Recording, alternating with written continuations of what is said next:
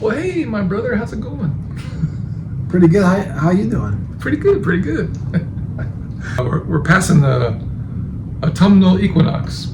Oh yeah, autumnal equinox. And you know what that is? That's when the day and the night hours are the same.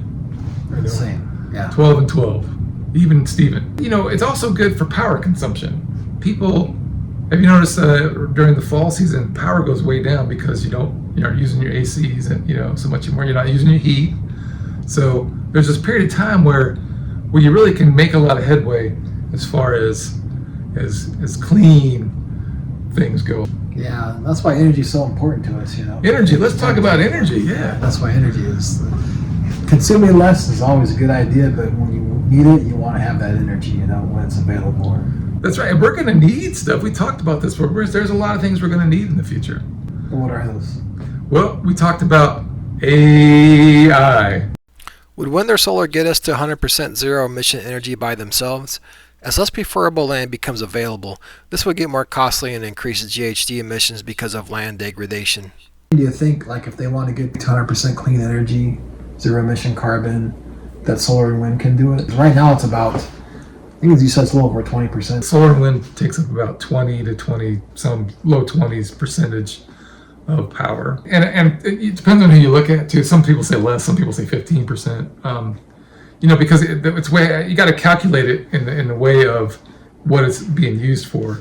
Solar can only be used maybe really efficiently about 4 to 6 hours a day. So that's their peak output.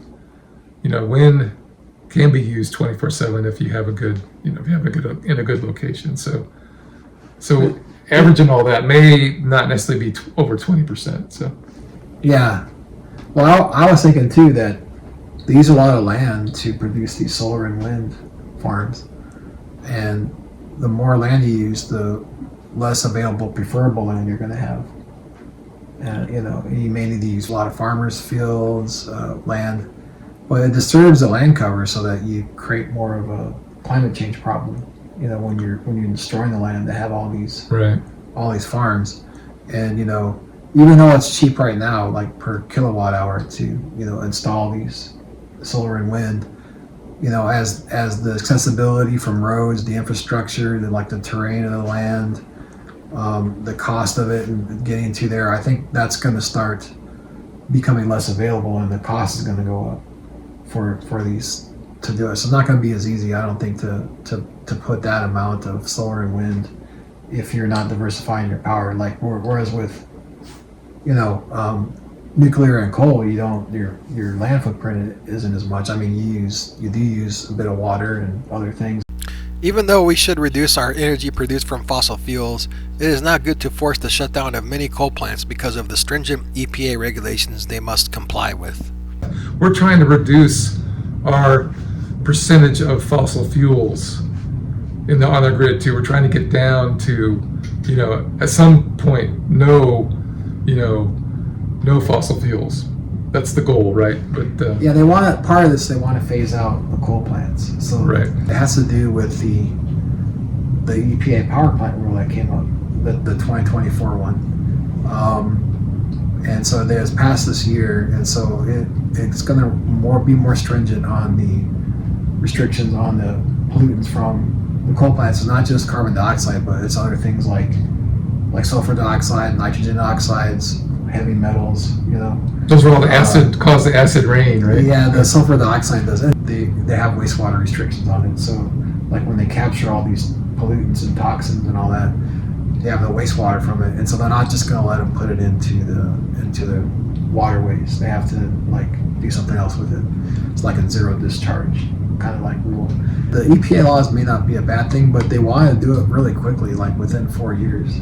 That might be a little bridge too. I think it's kind of fast, but I was seeing some ads on the internet saying from these coal power companies that they have the regulations so stringent, and they want the scale of the equipment's larger than what they thought it would be, and the cost is a lot, and the timing they want them to do it, it's going to be hard for them to fulfill all these requirements for carbon capture because of those. Okay.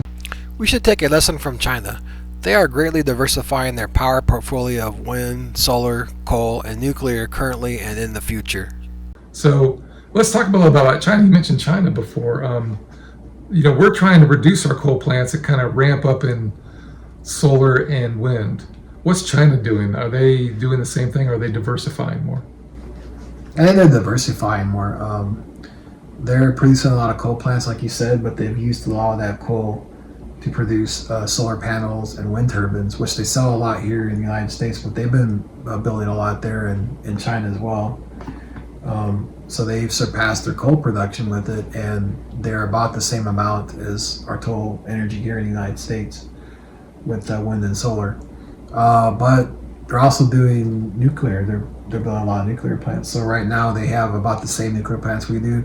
Their capacity is lower, but they're gonna surpass us here within the next 10 years. So they're really diversifying. They're gonna build another 90 nuclear plants. And they're building maybe at least one a week coal plants until 2026. So that's a lot of coal. It's a lot of coal plants. It's a lot of coal. Producing 50 or 60 a year. So and they're not required to reduce those until after 2026. So yeah, but they need to have a lot of power needs, because we put a lot of demand on them to buy stuff, and so they got to produce all these things, so they need a lot of power.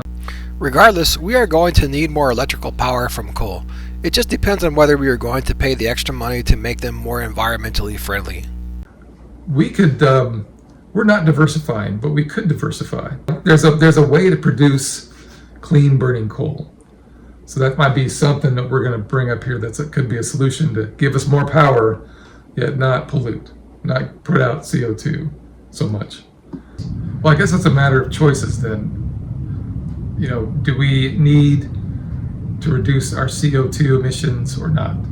Is it worth the cost or not? I guess that's the question, right? Yeah, that's a good point. What do you think? Since you brought that up, what's your opinion on that? Well, I think we're going to need the power. Yeah. We're going to get it from somewhere. I don't think solar is going to do it all.